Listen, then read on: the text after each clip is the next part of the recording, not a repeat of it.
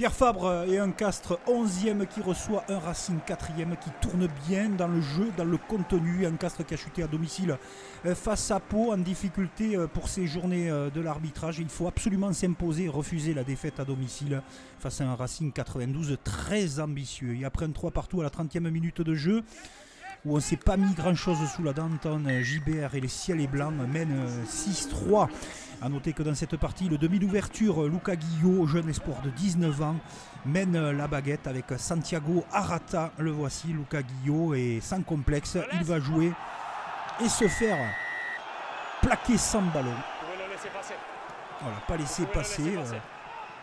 Alors il brise totalement ses complexes et réalise une belle partie. Défection au niveau des numéros 10 et surtout Enzo Hervé qui est arrivé la semaine précédente à Castres.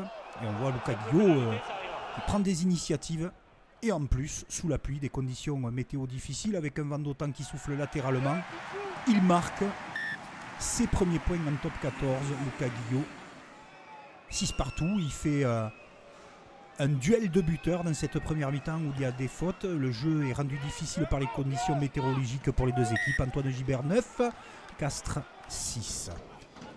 Et puis on arrive à la 49e minute de jeu. Toujours le Racing devant. La puissance au centre du terrain avec la troisième ligne en action. On va conserver le sens. Ce petit coup de pied génialement donné par-dessus. Et regardez Abossi. On ne le reverra plus tout en puissance. Abossi qui s'arrache.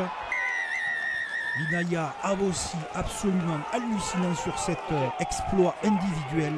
Il récupère le ballon derrière ce coup de pied magistral et donne un avantage considérable au Racing qui va certainement s'imposer peut-être. Mais non, le ballon qui est récupéré. Et quelle erreur du Racing 92 sur ce renvoi. Carbonneau qui se fait prendre. Le jeune joueur pétri de talent qui arrive de Pro D2 de Brive par Pierre Colonna. Il fallait arriver dans les derniers instants à Castres parce qu'on va vivre un suspense incroyable. Et comme à son habitude, les Tarnais qui vont se lancer dans la bataille, les pick and go se multiplient, la puissance, le Racing 92 ne veut pas lâcher son match. Ils sont à quelques secondes de s'imposer, c'est la dernière munition, la dernière action des Castrés avec Staniforce qui rentre.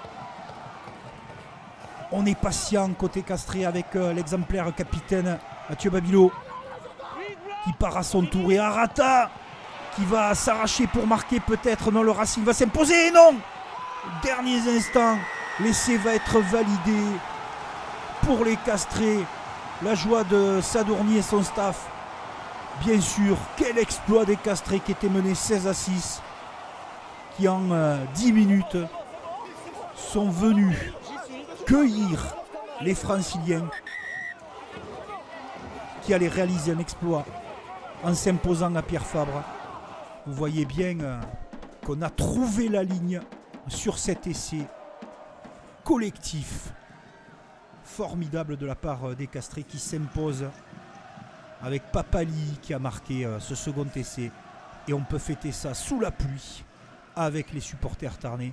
Castres revient de nulle part, mais Castres s'impose face à un Racing qui aurait dû l'emporter mais qui ramène un bonus défensif.